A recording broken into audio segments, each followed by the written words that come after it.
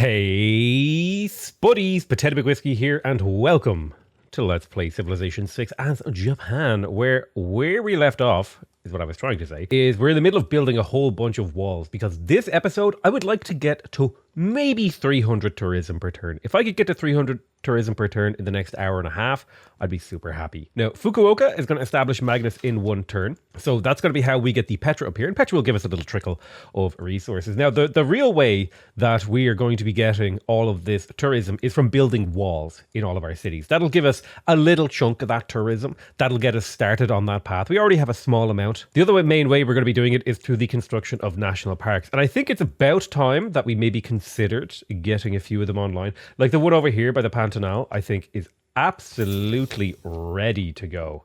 So we're going to come in here, we'll go ahead and get ourselves a naturalist, and we can crack down our very first national park. Now, if you don't know how national parks work, I will give you a very brief explainer. National parks have to be in a diamond formation, a vertical diamond. So that means you need to claim this tile, like so. You need to have 4 tiles in a diamond, and all of the tiles have to be contained within one city. And for practical purposes, that means that all tiles must be within one range, or within 3 range of a single city. So you can see here, this Moai city, 1, 2, 3, 4. This Moai city could not make this national park because it is too far away. The other requirement for the national park is that the all of the tiles that you're replacing are at least a green color. You can actually check this if you go into the Civilopedia in the top right, the question mark, click on national parks and it will explain the rules. All 4 tiles must be owned by the same city. All tiles must be natural wonders, mountains, or a tile with appeal of charming or better. All tiles must be contiguous and form a vertical diamond shape, and no tile can have an improvement or district. And the minimum appeal is charming or better. Yeah. So charming is at least 2, 3 appeal. Let me double check that. I can't remember off the top of my head. I think it's 3 appeal. I can't remember. It's either 2 or 3. It's one of those 2. Honestly, who knows? Who actually knows? So if we take a look over here, we'll be able to do a good bit of Moai stuff in this newly settled city, but also we get access to another marble and another niter and another iron, all of which are going to be very helpful. This city will be cracking out builders, but for now, it'll be ancient walls while we get it improved. And most of my gold now is going to be going towards buying tiles, because that is how I improve my tourism yield, by increasing the number of tiles in my city. And of course, naturally, the only tile that I have on a floodable river on the entire map is hit by a river flood. Of course, naturally, it's necessary.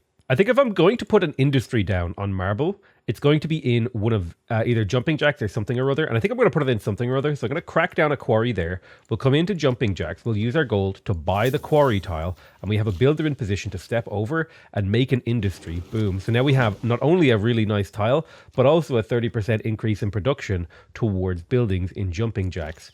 And I get to use my naturalist to pop over here, create the national park. And it's actually totally fine that we didn't plant woods on this tile, because we can plant woods there later. And that will give appeal to this tile and slightly increase the tourism of that tile, because the tourism of these are based on the total appeal of all the tiles. If you look here, tile has an appeal of 5. This tile has an appeal of 5. This tile has an appeal of 4. And this tile has an appeal of 6. So 6 plus 4 is 10, 5 plus 5 is 10, 10 plus 10 is 20. Therefore, this is generating me 20 tourism per turn. So for 600 faith, I get 20 tourism per turn. I hope you're starting to see why national parks are so damn good. All right, let's start planting wood so we can increase the appeal on all of these tiles. I mean, just look at this tile. 6 food, 4 faith, and 4 culture. That is a goddamn fine tile. Fine as heck. I really am praying that I can beat them to the Forbidden City. I am 1 turn ahead, which is nice. Can the industry tile be swapped to another city? No, that's a really, really good question that I just got from Ice Fury. Industry tiles have to be owned by the city that it was created by. I'm pretty sure that I cannot swap this tile to another city. Yeah, you cannot. So that's why you have to be careful about where you decide to put it, because you can't move it later. So we were doing exemplary amount of chopping here, but primarily we're looking to chop out builders because we're going to need a lot of builder charges to place these moai, and we're not too far from picking up flight, which is kind of why I'm doing this, right? This is why you go across the top half of the tech tree in a culture game, because you get to flight, which allows you to turn culture from tile improvements into tourism, and then you get to computers, which gives you a 25% tourism boost, and then you can also get radio that gives you seaside resorts. So all the tourism-y things are on the top half of the tech tree, with the exception of the Eiffel Tower, which is significant in that it gives you a lot of appeal, but this technology also prevents you from building walls, and walls give tourism, so I tend to delay steel. All right, let's go ahead and chop out the Petra. 21 turns, one more chop should do it. Cut down woods to chop builders to plant woods. Well, yeah, it does make sense, right? Because a single woods chop is worth almost an entire builder. So if I chop with my production boost, right, 30% production boost, if I chop 100 production out of a forest to make a builder to plant woods, I trade one old growth forest, right, for plus, I trade one build charge for 5. It's an absolutely efficient way to do things. Like, it's insane how efficient it is. It should probably not be that efficient, but that's just the way it is. Looks like I got pillaged by some sort of natural disaster. I do want to have my holy site repaired in here for sure. Do I plan a national park here, or do I plan... Let's have a think about that. I could maybe squeeze a national park in here. It's not a terrible move. It's totally doable. I think I had planned one there. I could scooch it down. I guess this one's fine where it is. And then maybe instead I'll look to maybe get a couple of seaside resorts here. And if I'm doing seaside resorts, that means planting woods. Old growth has additional appeal though, doesn't it? Yeah, but that doesn't really matter. It's not enough. The chopping is worth it because it accelerates your build so much. Like, old growth forests have 2 appeal, but I actually am skeptical if that's even working, to be honest. Like, I don't know. I guess it is working. The appeal isn't worth it, in my opinion. Chop them out and replace them. Especially if I'm doing it in a city like this where I'm putting down moai. You like making them with mountains included, so it's not a dead tile. What are ski resorts, my friend?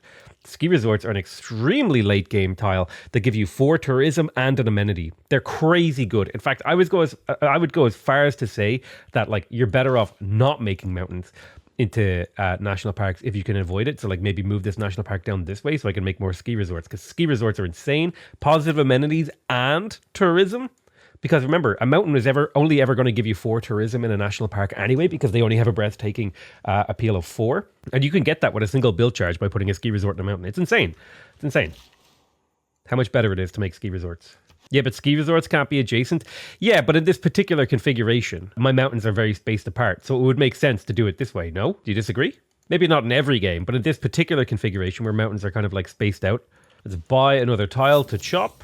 We can get that Petra. This is an extremely late game Petra, but it's going to make an amazing thumbnail. Is this where I want to settle this city? It captures the 2 luxury resources that I'm looking for. It also has the potential for reasonable tourism output in the form of seaside resorts. The appeal here is quite high. So I think this is a reasonable thing to do, because almost all of the tiles that it can yoink are seaside resortable. So we'll go ahead and crank down a city here. I'm going to chop out the monument so the city's borders will expand faster. Actually, I can totally just buy the monument and granary in here. So maybe I would be better off chopping something cheap, like a harbour or a holy site. What would get me extra tourism in here? I guess a water park would theoretically get me extra tourism, but a harbour also has a lot of value, although it would take a long time. It's 300 production for a harbour. I could build a water park in a very, very quick amount of time. Holy site for extra appeal. I guess you could theoretically justify a holy site like right there. Appeal all these other tiles. Boom, boom, boom. Seaside parks. But I primarily want to do water districts here. So what I'll do is I'll do the harbour, because that gives me... It turns out water into a useful tile. Yeah. And then I'll put the harbour here. And then I will put a water park there. Boom, boom. This gives me a triangle of districts. So there's a little bit of adjacency there. And I can then do a whole bunch of those things. All right, let's plant another woods here. Totally trying to increase the appeal and the production of this city to speed this up slightly. And the big thing I'm going to be needing on this new continent are builders. So chopping out builders in here is why I'm putting such a huge emphasis on builder chopping. Is because I just need a ton of builders to actually, like, improve all these tiles. Already, only a few turns in, and our tourism is already at 59. which is a pretty damn good thing. And then we've got Petra. Petra Boom. Very cool. Oh my god, look at this Petra city. I was working a crappy tile because I locked it in by accident. All right, we'll go ahead and drop a mine here. 1 food, 4 production. That's a pretty good workable tile. So this city now has the production it needs to actually build its walls. Let's go ahead and pop down some Nazca lines here for these sweet, sweet yields. Actually making the Mato Tapila tile totally workable. Oh, apparently a city rebelled here. I mean, I may as well take it for the late game strategics, but like really I just don't care about the city, so I'm going to queue up a bunch of random stuff. To be sure, I'm going to be getting Renaissance walls. Let's see. Yeah, this will be Wrath. Why do they put a city down there? Because they're like desperate for another city. They're desperately trying to expand. I'll have to buy a granary in here next turn, because otherwise the city's just never going to grow. It definitely needs an aqueduct. Build the aqueduct first before the walls. It's too important. The city grows. More moai. Oh yeah, here we go. And now we have a bunch of moai that are generating insane, you know, culture and eventually more tourism. And a whole bunch of spare builder charges that we can send around. It's a nice big lake on the New World. Really good Huey game. It's rare that I get a Huey, but like there's quite... like. It's rare that I get a game that I get enough lake tiles to make Huey worth it. Because in my opinion, if you think about how do you make Huey worth it, it's do you work at least the amount of production that it costs to make Huey in lake tiles, right? And since Huey gives you 1 production per lake tile, if you work 7 lake tiles, it takes 100 turns to pay off Huey. Whereas here, I'm working a decent number of lake tiles, so I think it was absolutely worth. Oh god, I really need the lighthouse and shipyard in here. That's plus 8 production on that shipyard in this city. I will get the Renaissance walls first though, because that's tourism. And that's a game-winning yield right there. Seeing coastlines like this and lakes and stuff, man, it really makes me want to play the Netherlands. Because, oh my god, can you imagine polder. Just poldering my way around the universe. Polder. Production's not a game-winning yield. It is, however, tourism directly wins me the game. If the more tourism I have, the faster I win. Oh, look at these Nazca lines, man. These tiles are crazy good. Part of me is tempted to actually break this Nazca line here so I can work that tile instead. Because you can't work the tile that has the Nazca lines. Oh, it's so good. I might be able to get 1 or 2 in Petra City too. That is a lot of Christian missionaries. Where were they? What were they doing? Excuse me, sir. You can't just like flood me with apostles. It's not okay. Jesus, they're everywhere. I needed to... Listen, dude, can you stop converting me?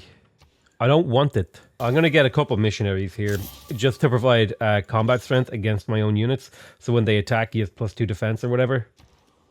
Okay, so where am I settling this city? There is some luxuries up here to the north, actually. So I may pop you into the water and see if I can yoink that while I send my scout up there to check it out as well.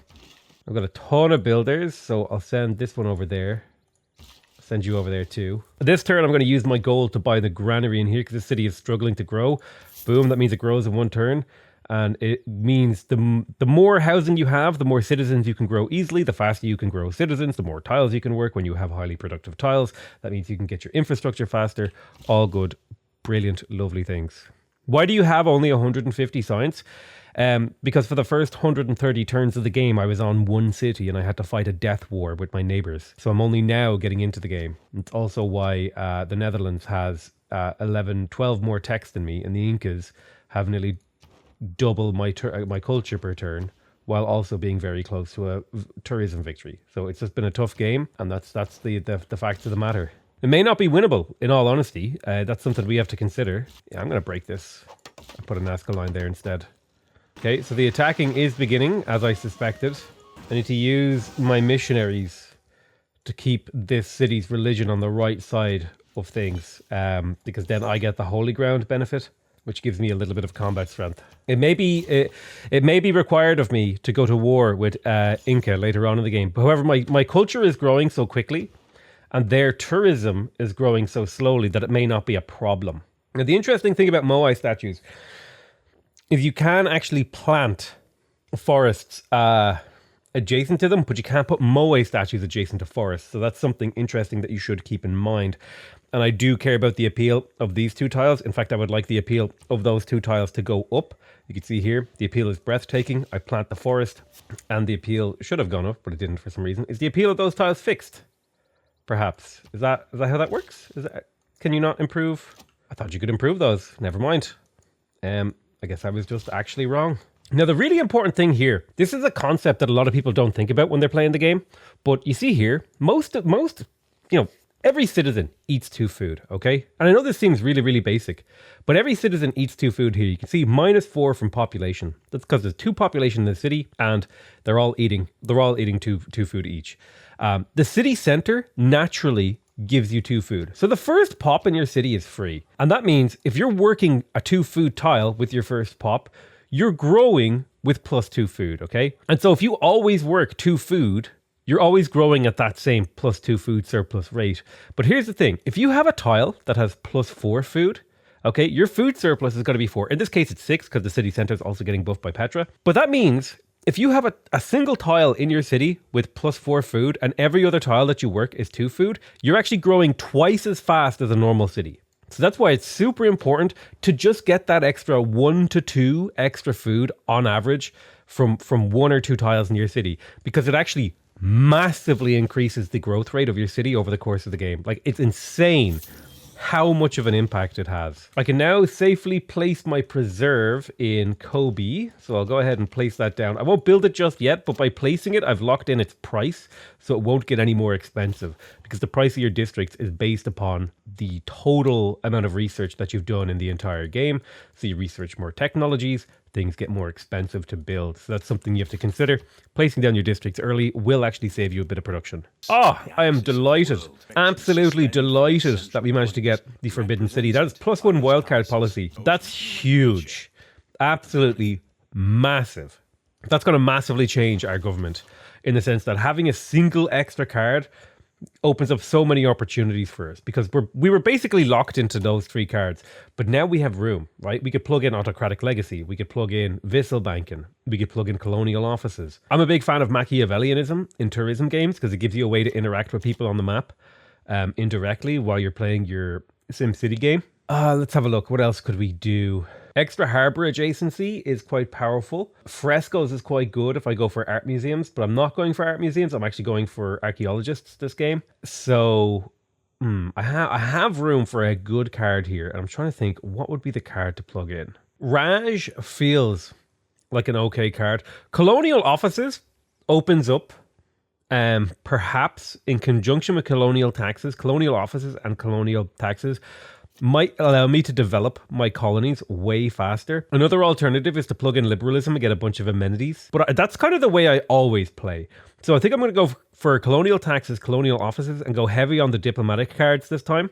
Try to use natural philosophy to carry me in terms of production and science, and see if we can't push. Because while it is only a very small amount of growth on this island, it kind of snowballs it, right? It snowballs it just that little bit that might be enough to maybe make a bit of a difference in this game. Now, definitely going to be going for renewable subsidizer here because I am going for biosphere in the late game. I do feel like I'm going for renewable subsidizer in the late game for +2 power and +2 gold and all those things. That'll probably be, there'll be like a city over here that does like a bunch of renewables. But I'm not sure what to do with my governor title right now. There's also a part of me that wants to go to curator for the extra stuff from great works of art, music, and writing. There's also something to be said of city parks. Although I will say this, city parks requires a lot of micromanagement to take full advantage of. Because like I could put a city park here, say, and that would be worth +2 tourism, theoretically a decent amount, plus a seaside resort. Like that would actually generate me a decent amount of tourism, but it would mean I'd have to move Liang over here. I'd have to wait 5 turns. I'd have to have a builder standing. It just seems like an awful lot of work. I don't like the parks and recreation being a part of Liang. I mean, we could try it. We could try this out and use Liang to move around and do interesting things with. One thing I also do have to think about is, do I switch to theocracy here to get that +5 religious combat strength? Because the reality is we're on the brink of losing. We're on the brink of losing to a religious victory here. And I might actually just be required to go for theocracy here and plug in religious orders and maybe break my friendship with Wilhelmina and declare some sort of war just so I could kill all of her religious units and just sit at war with her, which will make tourism way harder. The reason I got an alliance with her is because I was hoping that it would make my tourism game easier. But yeah, it's tough. So I've got 2 choices. I switch away from Merchant Republic and plug in theocracy to fight her religiously and use all my faith on that. Or I declare war on her, kill her with my things, and then try to just out tourism that deficit. It's a tough one. It's a really, really tough one. I think I actually have to do this. I think no matter what, I have to go theocracy for the faith purchasing discount. I can't be Merchant Republic anymore. Option 2 isn't impossible, but man, it's a pain in the hole. Yeah, I think I absolutely just have to declare war on her, as much as I really don't want to. So this will be Rathgorman. I actually just really hate Parks and Recreation, so I'm just not going to do that. Instead, I am going to go for renewable subsidies and for curator, because it just seems like an awful lot less micromanagement and work. And micromanagement and work, it's not why I like to play Civ. Civ for me is about the grand strategy. It's about the big plays. It's not about the like individually moving a single unit around and micromanaging a governor. That to me just isn't very interesting, and so I'm just not going to play that way, because I'm pretty confident that I can win regardless. Now, I do need to start thinking about my trade routes, because I need to start trading with everyone. In particular, I should definitely start trading with the Inca, because he's going to be the hardest person to get tourism pressure against. And I'm starting to generate now 82 tourism per turn. What about Moksha? Maybe 2 points in Moksha isn't bad. It might be what I do. Where are my next 2 governor titles? My next 2 governor titles are mobilization and mass media, so I think that's what I will do. Maybe I'll park Moksha in here to be a religious bastion. Here she is at long last, here to take my coffee monopoly.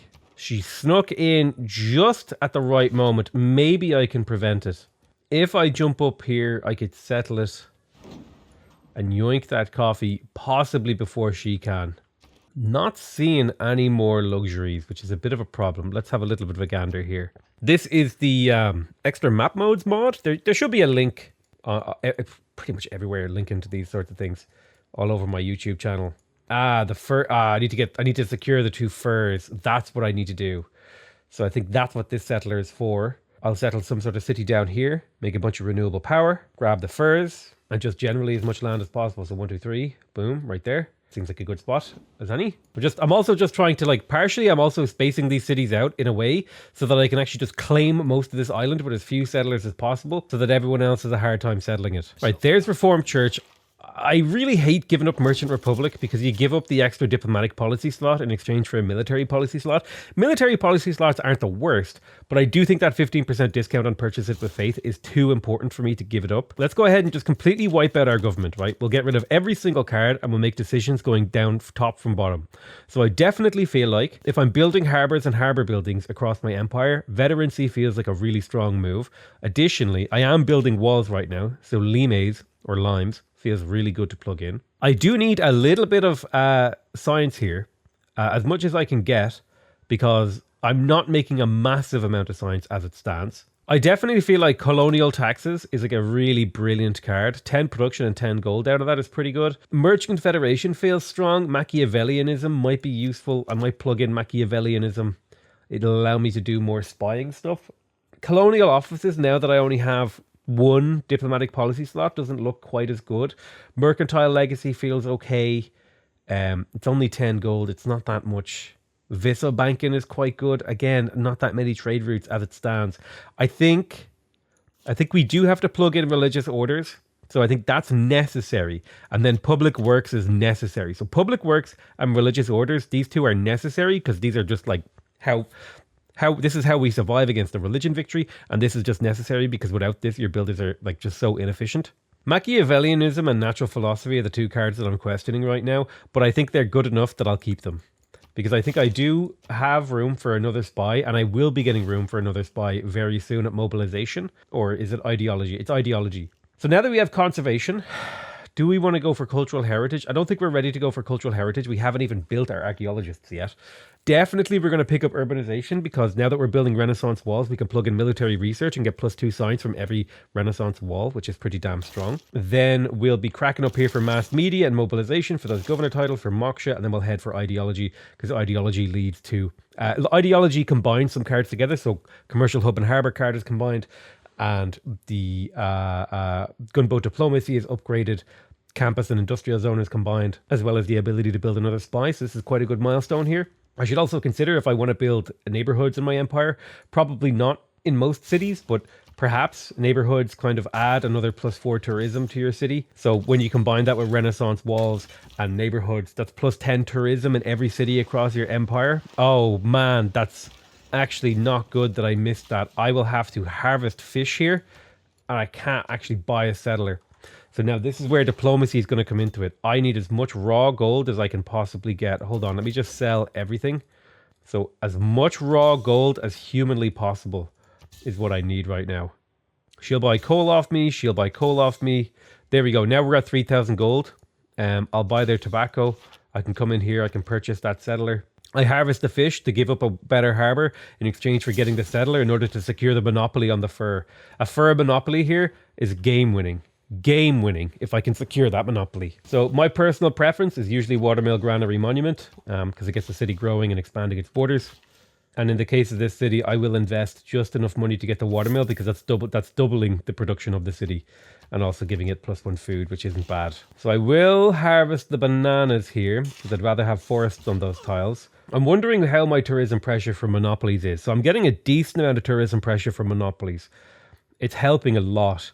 So if we're talking about the development of the city of Kobe, medieval walls are the real important thing that I need to get going in here. I am going to be chopping out stuff as well. Because I'm trying to like retool the entire landscape. Now I'm feeling a little bit safer. I have the city like religiously surrounded and I can kind of punch up a little bit in terms of my weight class. I'm not ready to recruit more religious units, but I am secure. And thankfully I do have the majority. Yeah, I've managed to establish Hinduism across this continent here, which means that there's just enough pressure, I hope. Yeah, some more holy sites might help with that outgoing pressure a little bit. Oh my god, look at that fur monopoly I just secured with this settler. Absolutely devastating moves I'm making here. Let's place the commercial hub. Boom, boom. But we won't build it just yet. This might be another city where we just do a big load of moai. Because I don't have the faith to afford to coat the entire continent in national parks as much as I want to. Oh no, I can't chop the rainforest. Because you can plant, but you can't chop. That's the mistake I made. We could possibly get the Amogus Scott Research Center up here too. Looks like one of my spies managed to pull off a mission. Yeah, he stole 188 gold, which got him a level up. We'll go ahead and give him Ace Driver, so he's less likely to be caught. And we finished our Renaissance walls in Timisoara. We'll quickly grab a spy. Oh, I don't have Machiavellian. I do. So grab that spy real quick. Although maybe I'll grab that in my capital, and instead I'll work on that really nice shipyard in here. I also need universities, but you know, all these things happen in due time. Ah, lovely. With the last chop, we finished the harbour in here, which is going to just about give us what we need. I'm going to go ahead and buy a builder in here because this city just absolutely needs a builder to keep its development going. We'll go Granary Lighthouse to keep the city growing nicely. Unfortunately, you can't attack into the water anymore. So now I have to start blocking water tiles with my missionaries to keep these guys from getting closer. Otherwise, they'll have to go through a weird route. And I'll need more apostles soon, so I'll grab myself another one. I'm hoping that upgrading my coffee monopoly will actually give me, because my current coffee status is 4 out of 6. I'm hoping that that will give me a nice boost to my luxury resource monopoly, which will make my life a little bit easier when it comes to tourism. When did they change attacking into water with apostles? I don't know, but like it doesn't work for me anymore. You can't attack into water with apostles. I think it was a change. I don't remember when the change was made, but like it doesn't work for me anymore for some reason. I don't care about diplomatic victory points. I'll just vote up like Pachacuti because he's the most likely to vote for himself. I will vote twice for new districts built by me to culture bomb. And I'll say I want spies to work at a higher level when they're doing siphon funds missions. So the Inca won the diplomatic victory vote, siphon funds passed, I won the culture bomb, and the World's Fair has also passed. So that's something we need to be considering. We generate the most great people points, therefore we get a diplomatic victory point and 100 great people points and 2 civic boosts. So that's something really worth considering, at least going for silver in. Ooh, now Patala Palace is also quite powerful. I'm curious to see if anyone else has started to build it. So a couple of people are already building the Patala Palace, so I'm going to skip out on that as much as I want the diplomatic policy slot. It's really, really powerful. If we look at the city of 100 science deficit, there's not a huge amount this city can do to forward our cause. But there we go, the archaeologist, and then maybe the armory after that. So the archaeologist is key. More Renaissance walls. So we only got to about 100 tourism in the time that I'd hoped we'd get a little bit more. I definitely feel like I need a theatre square in the city. I'll just pop it there for now. Theatre square, I think, is my late game transition. It gives me archaeologists. Archaeologists generate tons of tourism. Now, here's where we have to think about what we want to do alliance-wise. How does Cleopatra feel about the Dutch? She doesn't love them. I wonder if I could maybe encourage her to do a joint war with her. No, looks like not. What about you? You just don't want to go to war with anyone. You're friendly. Why don't you want to go to war? Oh, this isn't good. Right, we need to do a little bit of a military shuffle here. We've got a little bit of what looks to be some sort of Inca warrior monkage coming. Let's do a military alliance with you, because you'll act as a buffer between me and the Inca. So if he does declare war, he has to fight the both of us. And I'll bring these lads back to become caravels. I'll see if I can squeeze any money out of other players. Yoink, yoink, and yoink. So there's a little bit of extra gold there. Maybe I can get myself a caravel to go fight the seas. All right, religious pressure is a problem, but I am holding. Just barely. I think this is the martyr guy, right? No. Other civilizations. I really don't want to spread my religion to other civs. I wanted to protect myself. Martyr is probably okay because it means I can kind of throw this guy away for a relic, which kind of, I guess, helps my tourism slightly. All right, we're yoinking more gold from Inca because we're trying to hurt his economy as much as possible. Major defeat. Well, just sit in the water and protect. Here's a really hard question diplomatically. Do I stay friends with the Netherlands? I could get a religious alliance with the Netherlands. No, I don't stay friends with the Netherlands. The good news is I've built walls in basically every city now. I didn't actually want an ironclad, but it does give me the kind of unit I need to hold these lads off. So this guy already has siphon funds leveled up. None of these promotions for the spy are very good, so I'm just going to take counter spy. And there's not really good options for tourism up here in the north. If I settle here, yeah, I think I settle here and I try to just work as many of these tiles as possible. All right, lovely. There's urbanization, which means we can now plug in the military research card. This card gets better over time. Is it better than veterancy right now? It might actually be. That 6 science is huge. And yeah, I think the 6 science is huge because that only grows. Like, I'm finishing more Renaissance walls every turn that goes by. I'm building more Renaissance walls. And the city has really bad production. I need to sort the city out with like a builder. Yeah, let's settle right here. So we have control of Fukushima. I'll buy the watermill in this city just to speed up its start a little bit quicker so it gets going. I'm really not liking this whole like, let's send 100 units into Potato McWhiskey's territory here that the Inca are doing. But thankfully by buying the ironclad, I did make my city slightly stronger. I'm going to start attacking because I'm getting major victories. And so throwing the occasional attack, I think is the right move to try and like soften up their apostles. All right, we settle up this northern city, and then we can start improving these camps. And these camps are going to be how the city carries itself. It's going to be how we get all the housing and everything else that we need to keep the city functional. We're continuing to steal gold. Perfect. So now we have access to flight, and our tourism will jump significantly this turn because flight allows you to generate tourism from culture improvements like the Moai, as well as that's just like a stepping stone towards more tourism in the form of radio that gives you seaside resorts and computers that gives you a 25% tourism boost across your entire empire, as well as access to flood barriers, which we will be making use of this game if we can. Radio is a slightly double-edged sword because we can find aluminium, but I'm going to go for it anyway. And that might block some of our like preserves and stuff. Where are you even going with this settler? Do you think you're ever going to settle here safely and like stay alive? Crazy, man. Crazy. All right, so we got them to back up slightly by attacking them. Now I suppose if we sit still and heal a little, we'll be okay. And we'll kind of see what their next move is. Man, I love placing down an industry. Look how good this tile is.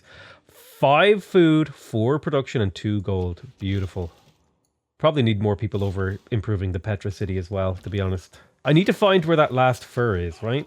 I have 4 out of 6, so I'm missing this one and this one. All right, I guess I have the fur monopoly then, which is going to be huge for our tourism as well. You can see already I'm starting to climb up, even though I have one of the lower amount of tourism. I'm starting to climb a little bit. Like I'm making 200% extra tourism from luxury resource monopolies. My tourism is climbing. You compare it to the Inca. He's at 250 tourism per turn. My culture is constantly increasing. It's all coming up the way we want it to. Now, whether or not I win, that's going to be a hard one. Can you build an industrial zone with a nuclear power plant in Fukushima? Listen, dude. You need to calm down, okay? You're over the line. You're over the line. What is this? Wait, why does this lady look like... Am I mad? Or does this girl kind of like vaguely look like that climate change girl whose name I forget? Oh God, what is her name? Greta Thunberg? She looks vaguely like Greta Thunberg. Seriously. Tell me I'm wrong. Tell me I'm wrong. Not like massively, but like vaguely. Man, I really want to get my universities, but I also need to get my archaeological museum, so I'm going to go ahead and prioritize that, because getting my archaeologist at this stage of the game is already late as hell. In fact, everything I'm doing is like 50 to 100 turns late, because I had a 50 to 100 turns like stopgap at the start of my game. Ooh, I might be able to get some kills here, depending on how I structure my war. I definitely need another apostle to like just provide defenses here. She really wants to break this city. Like, look at this, dude. This is insanity. She's trying to win the game through religion. And how is she actually doing? She's almost there. I don't even know if the Incas are really holding them back anymore. I don't see any Incan religious units anywhere at all. Oh, this is where maybe one of the luxuries was. I do need to keep an eye out for Mary Leakey. However, Mary Leakey, I believe, is an atomic era. Yeah, she's an atomic era great scientist. So until we're in the atomic era, we don't have to worry about that. That'll be next era when we have to worry about that. And then we'll probably do universities and stuff like that. So Show is ready to level up again. And I'm a big fan of Disguise. So this guy actually has the trifecta of like pretty damn good power. He has Disguise, Linguist, and Ace Driver. So he establishes himself in cities really quickly. He does missions really fast, and he has a really good chance to escape. This is like the perfect spy. I start stealing tech. Do I have room for Great Works? I don't have room for Great Works at the moment. I need to build more. I need to build more theater squares. Some of these sanctuaries I'm just gonna buy because they're 34 turns is insane. Now you might be wondering, why am I putting up such a fight here to hold Wambert when I'm not like trying to hold over here at all? And it comes down to one really simple thing. This is the only place on the map that I can recruit religious units to fight back Protestantism. And if I can keep her busy over here and not focusing on converting these cities, or even, well, she is actually converting these, so I'll have to start sending out my own missionaries over there if I can, more than I've already done, and I'll need more holy sites if I can get them. In fact, getting a couple of, like, getting a shrine in here would be a big deal. So I could crack out a couple of missionaries and just get my religion spreading a little bit so I can maybe get a majority other than the one that she has. So 10 turns until the modern era ends, and we're 11 era score away. I don't think we're going to get that era score. That's just unfortunate reality that we have to deal with. The debater here is kind of scary, but I'm hoping that like I'm defended enough to where maybe sniping the occasional kill like here just like flips back the occasional city, and maybe I can do some breakout conversion. But definitely getting the occasional kill on like an apostle is huge. Ah, there's the last piece of marble. That's unfortunate. I never found it. It's not actually my religion. You're right. It's the religion of Indonesia who I conquered. But it's the only religion I have to fight back with. My only hope here is that I heal faster than they can kill me. I'm starting to finish a lot of Renaissance walls, which is superb. Ooh, Leventa. Leventa is actually better than Rapa Nui for tourism. And Leventa is also super powerful because it gives faith. The Colossal Head gives you +2 faith, +1 faith for every 2 adjacent rainforest, or for every rainforest once humanism is discovered, and +2 faith for every adjacent woods, or every adjacent woods once humanism is discovered. And you get tourism from faith once flight is discovered. So this is an incredible way for us to get extra tourism here. I don't know how I didn't realize Leventa was here. I would have 100% gone for Colossal Heads over Moais, although Moais are quite good. On the defense, which we do have to worry about because Pachacuti is going nuts. But there may be Colossal Heads in our future. In fact, I may actually consider that Colossal Heads could theoretically be better than Moai because they can be placed on desert and tundra. So this may open up an opportunity here to do something truly wacky. Now, the question is, would I be better off making seaside resorts here? I think I will do seaside resorts here. And maybe a Colossal Head there or something. We'll figure it out, but something to that effect. Now, candy could be really useful, but I've already discovered all the relics, the natural wonders, so I don't have much opportunity to get relics from them. Now, here's the question.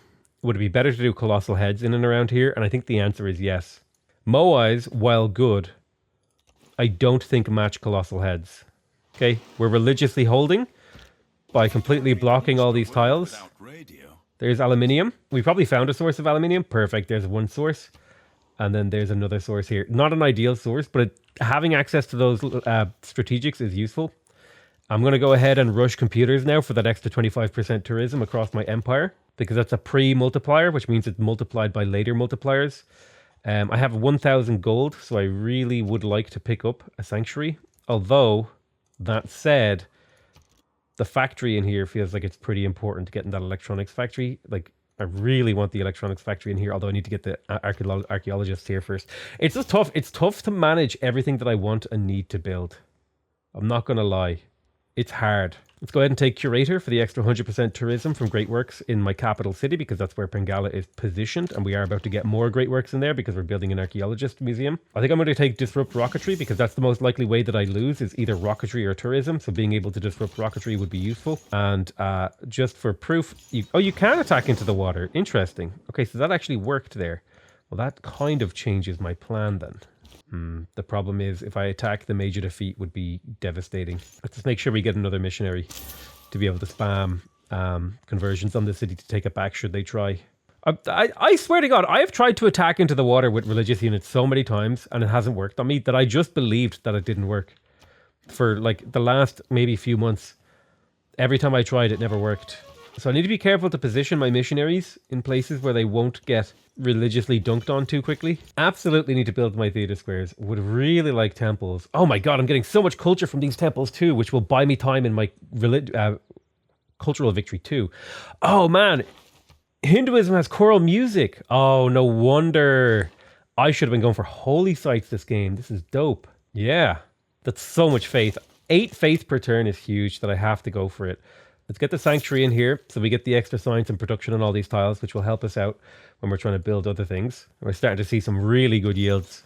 So we're in a potential position here to start fighting back religiously. The city of Wambert is like under theological siege. Theological siege. I'm wondering if there's anywhere else I could send this guy to steal money. So let's go ahead and search through. No, this is genuinely the best place on the map to steal gold from. The question, do I want a pasture or do I want mines here? I feel like the pasture, while not the greatest thing ever, it does give extra food to these Petra tiles. Like if you compare this, it's slightly more food skewed. And like I was talking about earlier, if you have just a little bit of extra surplus food and you're working mostly 2 food tiles, you will actually grow exponentially faster than another city. So a little bit of food goes a long way. You got to learn to respect the food.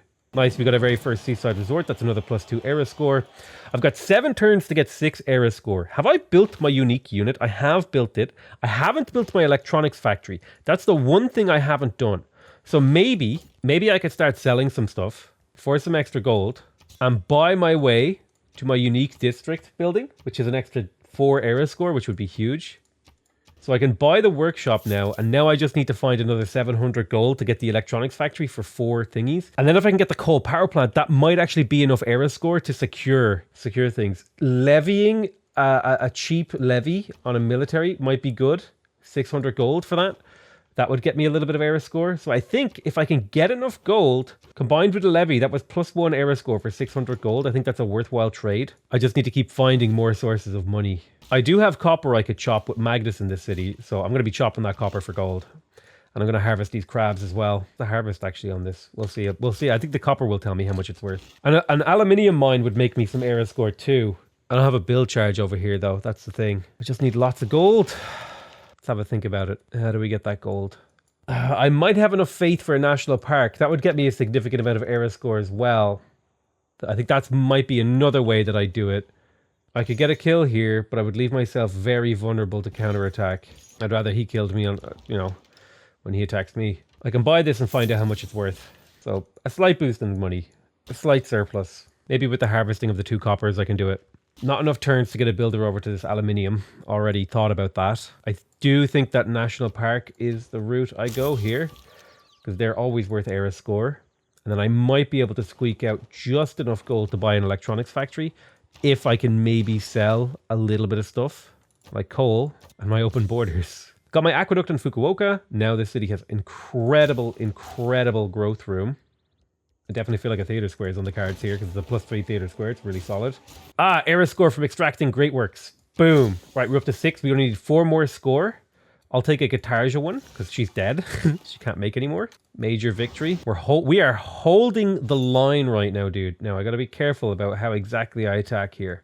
What are you? You are not strong enough to break me. Neither are you. How many religious units are in the area? Not enough. I could get maybe a kill. No, maybe I can get a kill here. Protestantism pushed back slightly. Incredible. This game, I feel like I'm balancing on a knife. That's how I feel like when I'm playing right now. Harvest. Almost have enough gold for an electronics factory, which will secure me. I think I can get this golden age, no problem. I think we actually have it. Like, we're already there. God, you know what? This is just so much production that it's hard to say no to. If I get this lumber mill, I could get this so much faster. But we stole a little bit of gold. We come into Takamatsu. We come in here. We buy the electronics factory. There's the 4 era score. Golden age secured right at the end of the game. And it might actually be the one that gives you stuff from extra national parks. I'll hold off on this national park for a couple of turns. And we've done it. We've secured ourselves a golden age. And I think I'm going to start talking to Pachacuti and see if I can buy his great works of writing. Now they're going to be expensive. 38 gold per turn for 30 turns is a lot of money. Like that's what's 40 times 30? It's 1,200 gold for 2 great works of writing. But the really important thing is it lowers his culture and increases my tourism, which makes the victory just all that much easier. And he's already on the path to victory. Like he's already running the clock. I mean, I'm climbing, don't get me wrong, but this dude is steaming along. I think that's going to be it though. I love you all very much and I'll see you guys next time.